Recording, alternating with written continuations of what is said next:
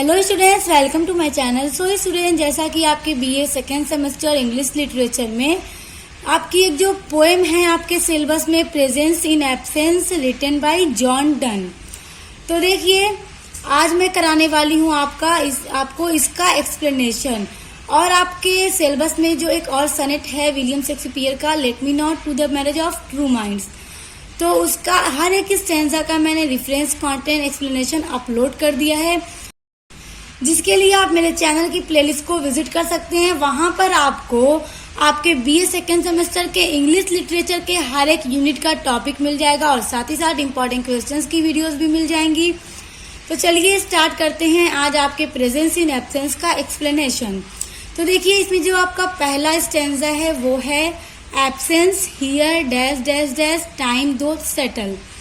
तो देखिए, reference to the context, these are the opening lines of the poem Presence in Absence by John Donne, in which the poet consoles the lovers not to be disappointed by their separation। अब देखिए, यहाँ पे reference और context दोनों मैंने एक में लिखा है, आप एग्जाम में भी इस तरह से कर सकते हैं। तो देखिए, these are the opening lines, ये आपके पोएम की स्टार्ट की लाइंस हैं जहां से आपकी पोएम शुरू होती है। Presence in absence bye John done, जिसको लिखने वाले जॉन डन हैं। और इस लाइंस में कवि प्रेमियों को सांत्वना देता है कि अपने अलगाव से उन्हें निराश नहीं होना चाहिए। देखिए, सेपरेशन मीन्स दूरी होता है, तो पोएट ये कहते हैं कि प्रेमियों को अपनी दूरी से डिसअपॉइंट यानी निराश नहीं होना चाहिए। He encourages them by saying, and separation is in fact not the end of love. It makes the love stronger and more permanent।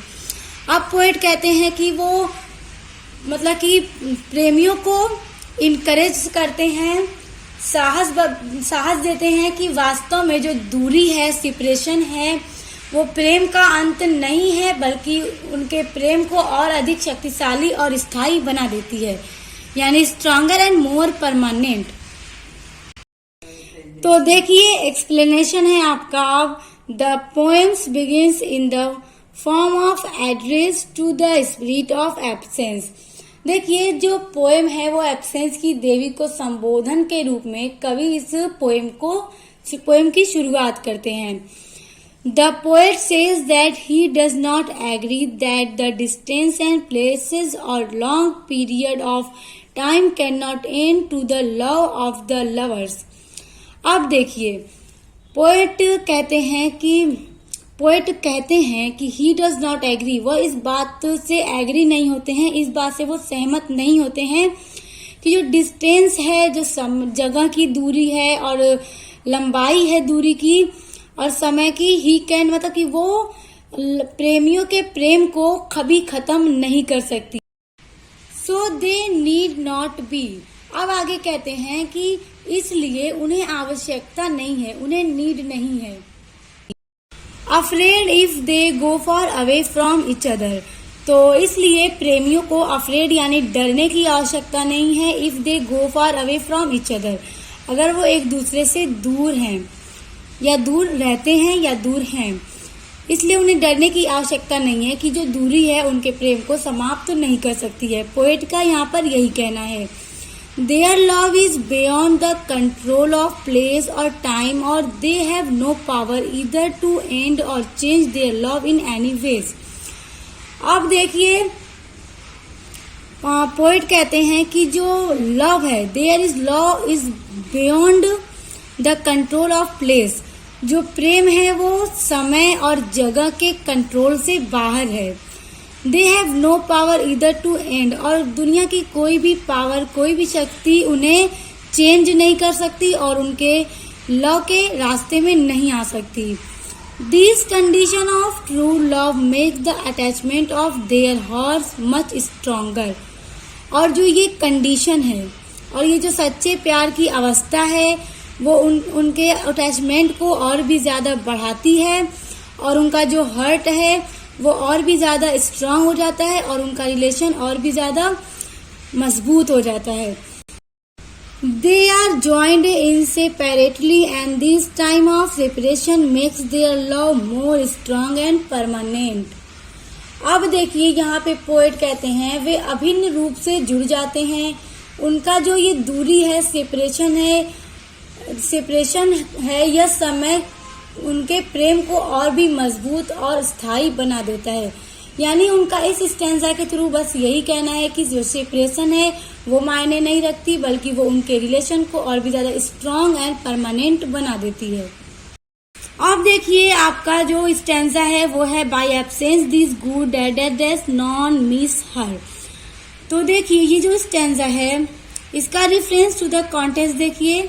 In this lines of the poem, कविता की इन पंक्तियों में प्रेजेंस इन एब्सेंस, यानी ये जो presence in absence poem है इसकी लाइन्स में John Donne give the advice to lovers that they should not be inclined to express their love openly, rather so far as possible they should keep it a secret. आप देखिए कविता की ये जो पंक्तियां हैं, ये जो लाइन्स हैं, इसमें John Donne give the advice, जो जॉन डन पोएट हैं इसके, वो लवर्स को एक सलाह देते हैं। वो कहते हैं कि जो उनका प्यार है उसको दुनिया के सामने ज्यादा दिखाना नहीं चाहिए, बल्कि सो फॉर एज पॉसिबल, जहां तक मुमकिन हो सके, दे should keep it a secret, जहां तक मुमकिन हो सके उन्हें अपने प्रेम को सीक्रेट रखना चाहिए, गुप्त रखना चाहिए, दुनिया को दिखाना नहीं चाहिए। अब देखिए इसका एक्सप्लेनेशन है। In this lines the poet tells that absence is not harmful for lovers in the list. अब देखिए यहाँ पर पोएट कहते हैं कि ये जो एब्सेंस है, यानी जो गैर हाजिरी है, वो मतलब कि लवर्स के लिए हार्मफुल यानी हानिकारक नहीं है। कहने का ये मतलब है कि लोगों को लगता है कि जो एब्सेंस है, जो गैर हाजिरी है, अनुपस्थिति है, वो लोगों के प्रेम को खत्म कर देती है। बट पोएट इस स्टैंजा के थ्रू ये बताते हैं कि जो एब्सेंस है वो प्रेमियों के लिए हार्मफुल नहीं है, हानिकारक नहीं है। On the other hand the lovers gain much from it, दूसरी ओर प्रेमी इससे कुछ प्राप्त ही करते हैं। यानी उनका ये कहना है कि ये जो एब्सेंस है ये हानिकारक नहीं है, बल्कि दूसरी ओर कहा जाए तो जो प्रेमी है एब्सेंस से बहुत कुछ प्राप्त करते हैं। अब वो क्या है समझिए। It is in his memory that he can love her and catch her in his arms. अब आगे कहते हैं कि वह केवल उसे अपनी मेमोरी में, यानी अपनी यादों में, अब किसको, अपने लवर को सिर्फ अपनी यादों में प्रेम कर सकता है और जब चाहे उसे अपनी बाहों में पकड़ सकता है। These will be only mental and not outward, so when they will love each other, nobody will see them in this act. आप देखिए पोएट कह रहे हैं कि जब लवर अपनी लवर को अपने मन में, अपनी यादों में प्रेम करेगा और उसे पकड़ेगा, तो these will be only mental, और ये जो क्रिया हो रही है सिर्फ उनके दिमाग में हो रही है, तो ये बाहरी नहीं है, ये आउटवर्ड नहीं है। So when they will love each other, और जब वो एक दूसरे को प्रेम करेंगे तो नोबडी यानी कोई भी उन्हें देख नहीं सकता है दिस एक्ट, यानी ये करते हुए। These love will be safe in some corner of his mind, और ये जो लव है ये सेफ होगा, सुरक्षित होगा उनके दिमाग के एक कोने में। Then they will embrace and kiss each other, और वो अपने मस्तिष्क के किसी कोने में एक दूसरे को इम्ब्रेस यानी गले लगा सकते हैं, एंड किस ईच अदर, और एक दूसरे को किस कर सकते हैं। This solitude and privacy would be a wonderful pleaser in itself, और ये जो प्राइवेसी है, ये जो प्राइवेसी है यानी दुनिया उन्हें देख नहीं सकती, तो ये जो एक उनके आप में अपने लिए एक बहुत ही खूबसूरत एहसास होगा और जिसे दुनिया देख भी नहीं पाएगी। इस तरह से जो उनका प्रेम है वो सीक्रेट रहेगा, दुनिया उसे देख नहीं पाएगी, जिससे उन्हें नुकसान नहीं होगा। They will certainly enjoy each other and will never feel any separation. आप देखिए पोएट कहते हैं they will certainly enjoy each other, और वो इसी तरह से एक दूसरे के साथ एंजॉय करेंगे, आनंद उठाएंगे। They will never feel any separation, और इस तरह से उन्हें कोई दूरी का एहसास नहीं होगा। सेपरेशन मतलब दूरी, तो इस तरह से उन्हें दूरी का एहसास नहीं होगा। Thus their love will become immortal, remain hidden in their life, और इस प्रकार जो उनका प्यार है वो अमर हो जाएगा और उनके लाइफ में ही गुप्त रहेगा, कोई भी दुनिया के लोग उसे देख नहीं पाएंगे, इस तरह से उन्हें कोई नुकसान नहीं पहुंचा पाएगा।